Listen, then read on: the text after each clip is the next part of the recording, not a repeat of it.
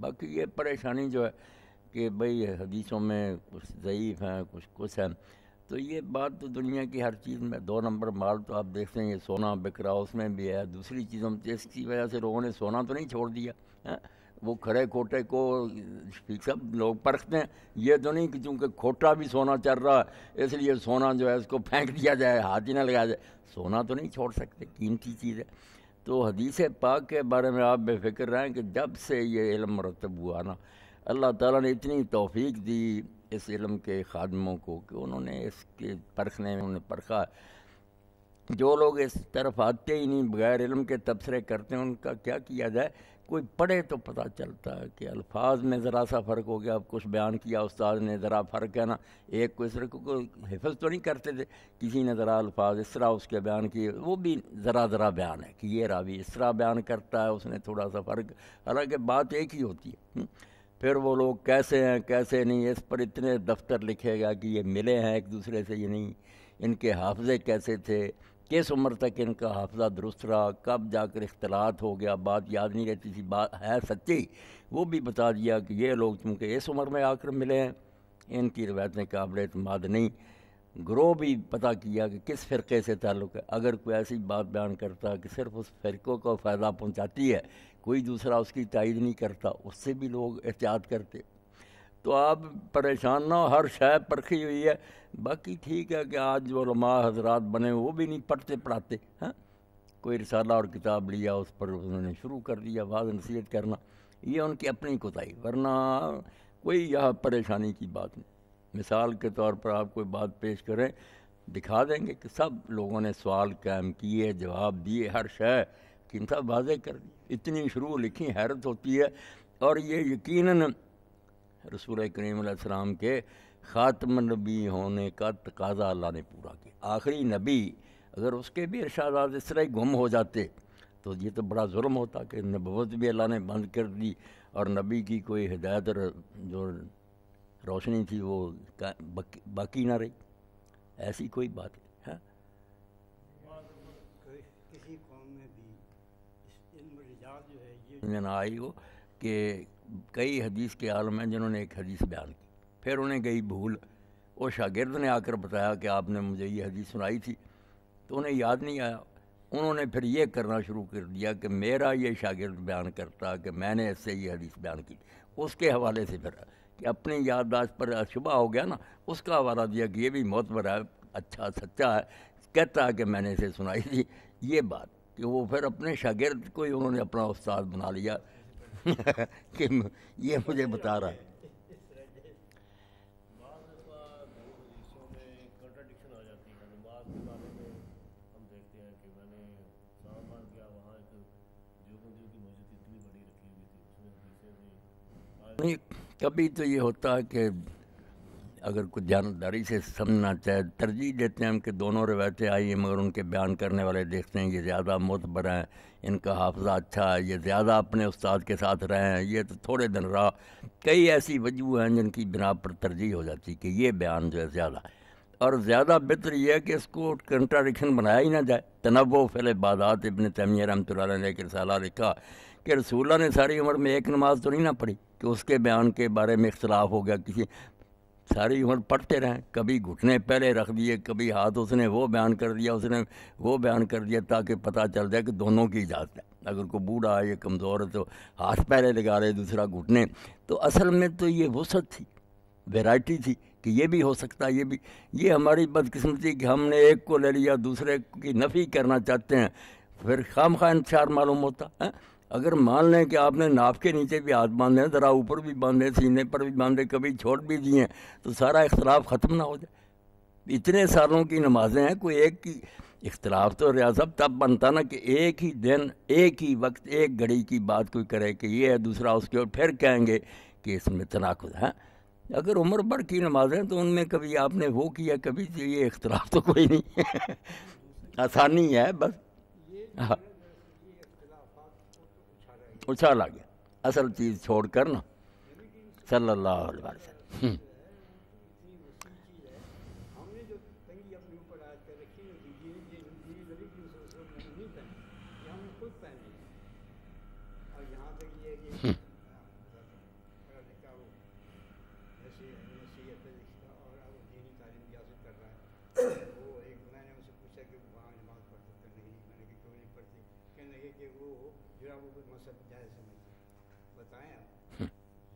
زنجیر نہیں پہنائی نبی اس لیے آئے تھے نبی صلی اللہ علیہ وسلم کے بارے میں یزو اس طرح ہم اللہ تعالیٰ وہ جن زنجیروں میں جکڑے ہوئے تھے یہ نبی تو اس کے لیے آئے ہیں کہ ان کو توڑیں ان کی زنجیروں کو، لیکن ہم لوگوں کو زنجیریں بنا کے پہن لی اپنی، لیکن اس طرح نے نہیں کہا کہ یہ جرابیں جو ہیں یہ اس طرح کے اس زمانے میں جو جرابیں رائج تھے بس جرابیں ہیں وہاں لکھا. اب وہ چمڑے کے ہوتے تھے ان سے کر لی جرابیں. اب ہمیشہ تو نہیں کہ چمڑے کی پہننے کی وہ چیزیں، تو اس طرح کے چمڑا جراب سب الگ الگ لفظ آتے ہیں کہ خفین پر بھی کیا جوربین پر بھی. وہ یہودیوں والی بات گائے کس قسم کی اور رنگ کی وہ شرارتیں شروع کر دیں. بے لفظ وہاں رکھا جرابیں، نہ باریک نہ موٹی نہ ایسی ویسی. رات ہمایوں صاحب وہ اپنے دوست ہیں نا وہ بتا رہے تھے کہ ایک اجتماع بلایا ہوا تھا ڈائریکٹر اوقاف نے، تو وہ نا نماز کا وقت ہوا تو میں نے کہا کہ نماز یہاں پڑھنی ہے. کہنے لگا دورا لینا بعد میں، جو بندیوں کی مسجد تھی وہ ڈائریکٹر بریلوی ذہن کا تھا. میں نے کہا پھر پڑھے ہی نہ آپ ایسے، میں کیوں دہراؤں گا. کہنے لگا نہیں یارو سیکٹری نے کہہ دیا پڑھنی تو پڑھے گی، وہ کہتا یہاں ہی نماز پڑھ لو بعد میں بھی کوئی بات. اے ہمایوں صاحب کہنے لگے سیکٹری کے کہنے پر پڑھ رہا تو ان کے پیچھے اور بعد میں دہراتا پھرتا، اللہ کی کا کہا نہیں مانتا. تو اصل میں ان لوگوں نے دین کو برباد کیا. دین میں کوئی ایسی بات نہیں، آسانیاں. آپ نے تو گھٹنوں کی بات کی نا، یہ بات جو کہ لکھتے ہیں علامہ سنانی کہ سب سے زیادہ تعجب کی بات ہے کہ اذان جو بلند آواز سے مناروں پر 5 وقت کہی جاتی تھی اس میں ہی اختلاف ہے. کوئی کہتا ہے کہ 4 کلمے ہی ہیں بس اللہ اشہد اللہ اللہ سے، کوئی کہتے ہیں پھر دوبارہ دہرایا جائے. اقامت ہے وہ کہتے ہیں. تو کہتے حال یہی ہے کہ یہ نہ کہو کہ یہ تھا وہ نہیں تھا، سارے کام تھے حضور. کبھی وہ کرواتے تھے، کبھی مکہ میں آپ نے وہ دوہری اذان رکھی، ابو محذورہ کو کہا کہ یہ شہر منکر تھا توحید اور رسالت کا، یہاں ریپیٹ کرو. اور مدینہ منورہ نے حضرت بلال کو کہا کہ بس سادہ ہی کافی ہے، اسی کو اماموں نے لے لیا. اس طرح نہیں ان لوگوں نے ماننا، جھگڑا قائم کرنا ہے. تو کنٹراڈکشن کوئی نہیں، خود پیدا کی ہوئی ہے. ہمارے یہاں خاص طور پہ جو ہے ہمارے دوست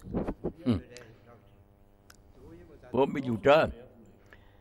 ایک وہ جھوٹا ہے کہ ہمارے یہاں نا مکتبہ اسلامیہ سربراہ انہوں نے چھاپی ہے احناف کی مخالفت رسول. ذرا عنوان ہی دیکھیں، یہ نہیں کہ ہمارے ساتھ اختلاف ہے، نہیں رسول سے مخالفت. اب پھر وہ مسلمان رہے، بہت ظالم لوگ ہیں یہ سارے. اس طرح لکھ کے نا کتابیں ہر گروہ میں سے فساد برپا کرتے، لڑا رہے ہیں امت کو. کسی نے ایسی حرکت کی حج کے دوران یا روزے میں تو اس کا روزہ نہیں ٹوٹا یا اسے لازم نہیں ہوا، وہ فقہ کی کتابوں سے اکٹھے کر رہے تھے. تو جب میں نے کئی مرتبہ پوچھا کہ فقہ کو چھوڑنا، آپ ہی بتائیں کہ اگر کوئی ایسا کرے تو آپ کے پاس کون سی حدیث ہے کہ اس کا روزہ ٹوٹ گیا.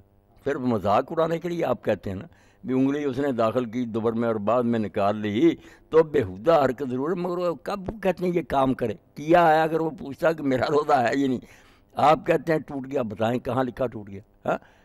صرف مذاق اڑانے کی نیت. علماء نے یہ چیزیں جو ہے اس لیے کہ ایسی چیزیں ہو سکتی ہیں اس لیے بتانا پڑتا ہے عالم کو کہ اگر اس نے کر لیا تو یہ بیوقوف اب کھانا ہی نہ شروع کر دے. اس کو کہا جاتا کہ نہیں جو بھی کچھ تم نے کیا روزہ نہیں اس سے ٹوٹا. لوگ اس کا حل تلاش کرتے ہیں نا، صرف اپنا جو ہے نا وہ نقطہ وہ صحیح کر جاتا ہے اور کچھ جو حدیث کے اندر موجود ہے. اگر وہ حدیث جو تھے نا پرویز سے بھی آگے کہتے ہیں ہم اہل قرآن ہیں، ان میں سے 4 عبداللہ چکرالوی نے پہل کی. اب انہوں نے نقشہ بنایا تقابل اربع، سب سننے کی بات، سنت کو چھوڑا، قرآن سے ہم نماز لیں گے. 4 نے کتابیں لکھی ہیں، حلف اٹھایا کہ اللہ گواہ ہے، ہم قسم اٹھا کر قرآنی نماز لیں. ایک بات میں متفق نہیں ہوئی شروع سے لے کر آخر تک کہ وقت کتنے ہیں، رکعتیں کتنی ہیں، رکوع 1 ہے 2 ہے 3 ہے. 4 کا انہوں نے اس طرح نقشہ بنا دیا، نمبر 1 2 آخر تک. 4 ایک دوسرے کے شاگرد، 4 اہل قرآن، ایک بات میں بھی اکٹھے نہیں. کچھ ہوتا قرآن میں تو پتہ چلتا. قرآن مجید میں تو ایک غور بیان کے رکوع کرو سجدہ کرو وہ بھی الگ الگ ہیں. ان کو جوڑنا پہلے کون سی چیز ہے بعد میں کیا ہے کس طرح کرنے، سارا حضور نے کام کیا. جو استاد اللہ نے بھیجے تھے انہوں نے سارا نقشہ مکمل کر دیا. یہ کہتے ہیں سنت میں اختلاف، سنت تو مشرق سے مغرب تک چلے جائے. نماز کے جو فرائض ہیں جن کے بغیر نماز نہیں ہوتی علماء جانتے، وہ سارے گروہ میں ایک ہی، شیعہ رواف یہ مسکت عمان میں خارجی ہیں، کسی میں اختلاف نہیں. قیام ہوگا اللہ اکبر سے شروع ہوگی، فاتحہ ہوگی، قرآن ہوگا، رکوع، پھر کھڑے ہونا، سجدے دو. ایک سنت کی برکت ہو کہ سب لوگ اکٹھے. جن چیزوں میں اختلاف ہے سارے جانتے ہیں کہ وہ صرف مستحبات کا اختلاف، کر لے تو اچھا، نہ کرے کوئی بات نہیں. اہم کے لوگ جھگڑتے، سنت نے تو جوڑ رکھا لوگوں کو. اللہ اکبر.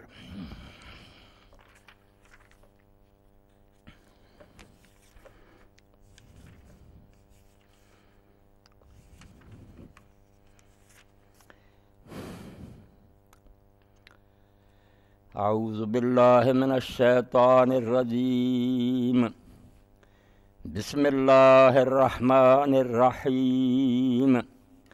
وَإِذْ قَالَ رَبُّكَ لِلْمَلَائِكَةِ إِنِّي جَاعِلٌ فِي الْأَرْضِ خَلِيفَةً قَالُوا أَتَجْعَلُ فِيهَا مَن يُفْسِدُ فِيهَا وَيَسْفِكُ الدِّمَاءَ وَنَحْنُ نُسَبِّحُ بِحَمْدِكَ وَنُقَدِّسُ لَكَ قَالَ إِنِّي أَعْلَمُ مَا لَا تَعْلَمُونَ.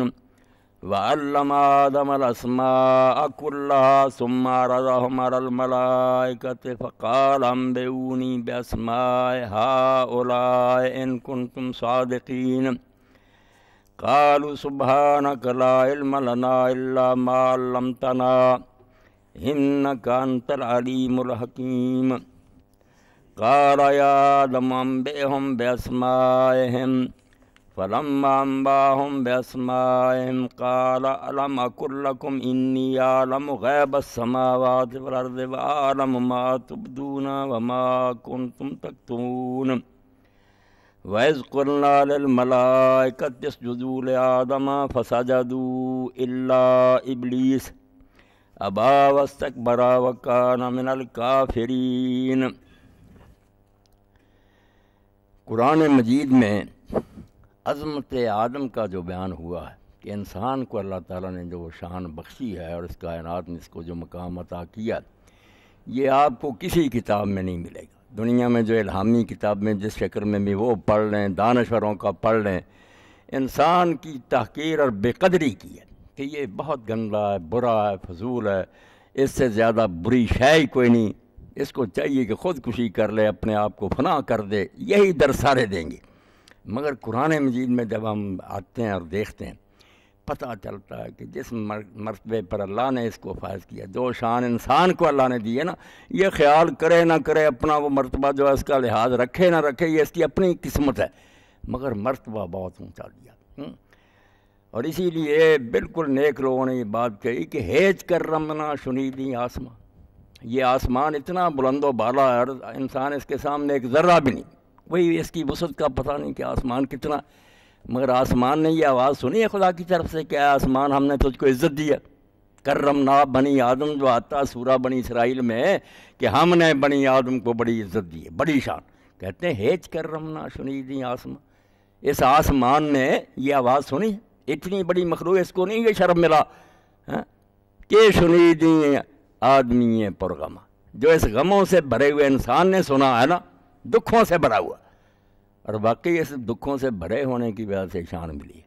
یہی بات مولانا تھانوی رحمۃ اللہ نے فرمایا. حافظ شیرازی جو فرماتے ہیں کہ اللہ تعالیٰ نے آسمان و زمین کو کہا امانت اٹھاؤ، آسمان بار امانت نہ توانست کشی، آسمان بھی نہیں اٹھا سکا، کام کیا. قرائے فال بنا میں منے دیوانہ تھا، تو ٹاس پھر میرے دیوانے کے نام نکلا. تو تھانوی صاحب فرماتے ہیں حافظ صاحب نے جو دیوانہ کہا نا، اس میں ہی سارا نقطہ چھپا ہوا کہ وہ دیوانے نہیں تھے، ہوشیار سے بچ گئے. یہ دیوانہ تھا، عاشق تھا، مجنوں. اس نے کہا اللہ نہیں کوئی اٹھاتا، یہ غموں کا بوجھ میرے اوپر لاد دی. غم. اور بالکل اللہ کے بندوں نے یہ باتیں جو کہی نا کہ اللہ تعالیٰ نے جب تقسیم کیا ہر شے کو، قسمت کیا ہر چیز کو قسام ازل نے، ہر شخص کے جس چیز کے قابل نظر آیا. کسی کو کچھ دیا کہ پہاڑوں کو سر، بلبل کو دیا نالا اور پروانے کو جلنا. غم ہم کو دیا سب سے جو مشکل نظر آیا. انسان نے غم اٹھایا، کوئی مخلوق غم نہیں، غموں سے بھرا ہوا، پریشانیاں پریشانیاں، کبھی اولاد مر گئی، کبھی مال کا گھاٹا آ گیا، کبھی خود دکھوں میں پھنسا ہوا. غم اٹھایا اس نے. اللہ نے اس پر کو خوش ہو کے پھر وہ خطاب دیے.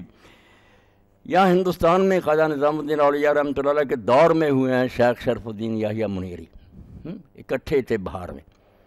انہوں نے میں نے مکتوبات میں یہ فرمایا اور سید ابوالحسن ندوی رحمۃ اللہ نے یہ نقطہ بیان کیا کہ دیکھو شیخ کہاں تک پہنچا کہ قرآن کھنگال دیں, حدیث کھنگال دیں, کہیں اللہ نے نہیں کہا کہ میں جبریل سے محبت کرتا ہوں. اور عزتیں بہت دیں, محبت, یہ محبت کرنے کا لفظ کسی کے لیے نہیں بولا. جب آئے گا انسان کے لیے آئے گا کہ میں انسانوں سے متقیوں سے سارے محبت کرتا. محبت کا اسی کو مرتبہ ملا کیونکہ بیچارہ بہت بڑے امتحان میں مبتلا, چھوٹا امتحان نہیں جس میں اندر سے بھی نفس زور کرتا ہے, باہر سے معاشرے کا دباؤ ہے, ساری مجبوریاں, پھر گرتا پڑتا چلا جا رہا. اور ان مجبوریوں کی وجہ سے اللہ نے اس کے لیے آسانی رکھی کہ توبہ اور استغفار, معافی مانگتا جا, گرتا جا, اٹھتا جا. یہ نہیں میں کہتا کہ گرنا تو ہے ہی, تو نہیں بچ سکتا, مگر یہ نہ ہو کہ گر کر وہیں ڈیرا لگا لے, اٹھ دامن جار اور پھر چل پڑ. اور اللہ خوش ہوتا ہے, ان اللہ یحب التواب, کہ جب یہ توبہ کرتا میں بہت پسند کرتا ہوں. بیچارہ گر گیا تھا, اٹھ کھڑا ہو, استغفر اللہ اور توب پر جو خوش ہوتا ہے. رسول کریم علیہ السلام نے حدیث پاک میں کیسے یہ بات کی, ان حدیثوں کا یہ لوگ انکار کرتے ہیں جو موتیوں سے بھی زیادہ قیمتی. فرمایا جب بندہ توبہ کرتا تو حضور نے فرمایا جیسے کوئی مسافر ہو, اس کا سارا زادہ کھانا پانی کسی سواری پر ہو, وہ کسی درخت کے نیچے سو جائے, سواری پاس کھڑی تھی, جب اٹھا سواری کوئی نہیں, گم. اب بیابان ہے, وہاں نہ کھانا ہے نہ پانی نہ کوئی نہیں, اس نے سمجھ لیا کہ میں مر گیا, ختم ہو گیا. یہ گناہ گار انسان کی مثال. مگر ذرا اس نے دھیان کیا تو اونٹ کھڑا تھا پاس ہی, سامان, اتنی خوشی ہوئی کہ وہ خوشی میں بے قابو ہو کر یہ نہیں کہتا کہ اللہ تو میرا رب ہے میں تیرا بندہ, کہنا تو یہ تھا, ایسا نکل گیا اس کے بعد اللہ تو میرا بندہ میں تیرا رب. حضور نے کہا ہوش ہی نہیں رہا, اتنی خوشی. تو فرمایا جتنی خوشی اس کو ہوتی ہے نا جس کا گم شدہ اونٹ مل گیا, اس سے زیادہ خوشی اللہ کو ہوتی ہے جب اس کا بندہ توبہ کرتا. یہ مرتبہ کسی کتاب میں نہیں بیان, اللہ کی قسم کوئی کتاب نہیں انسان کی یہ شان بیان کرتی جو قرآن بیان کرتا. تو مرد میدان تو میر لشکر نوری حضوری تیرے سپاہی. اقبال کہتا ہے یہ سب فرشتے جنات اور مخلوق تیرے سپاہی ہیں, تو ہے مرد میدان سپاہ سالار. کچھ قدر اپنی تو نے نہ جانی, یہ بے سوادی یہ کم نگاہ, مگر تیری مت مارے گی, تو اپنے آپ کو نہیں جانتا کہ میں اللہ کا خلیفہ اور نائب ہوں.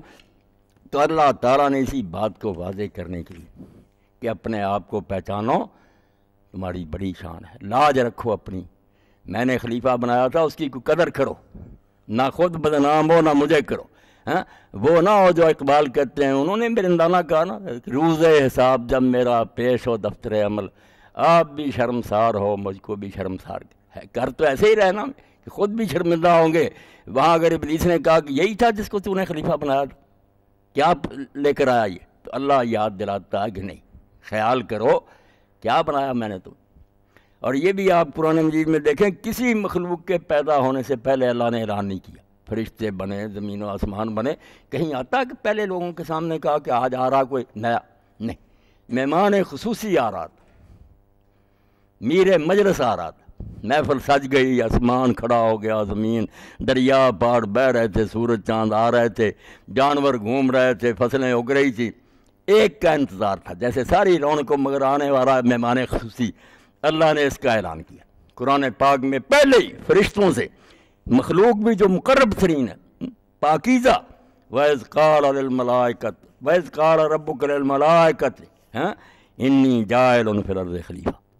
فرشتوں سے کہا کہ سن لو, بہت کچھ میں نے بنایا, اب میری تخلیق کا ایک نیا ایڈیشن آ رہا, شاہکار.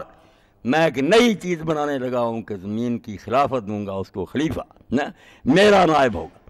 جنات بھی رہے ہیں حساب کتاب ان کا, مگر خلافت نہیں کسی کو ملی کہ زمین اس کی تحویل میں دے دی کہ اس کو بناؤ سنوارو بگاڑو, بے شک شہر آباد کرو, بے شک ڈاکے مارو, بند تعمیر کرو, باغ لگاؤ, نہیں کسی مخلوق نے نہیں کی. رہتے ہوں گے, اچھائیاں کی ہوں گی, برائی.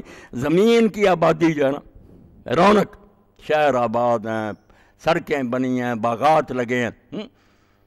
جس کو اقبال کہتے ہیں, انہوں نے محاورہ لکھا نا, اللہ یہ خلافت. خلافت یہ ہے کہ کچھ کام اصل نے کرنا تھا, کچھ نائب کے ذمہ کر دیا. تو کہتے ہیں کہ بے ذوق نہیں اگرچہ فطرت, بہت اونچی بات.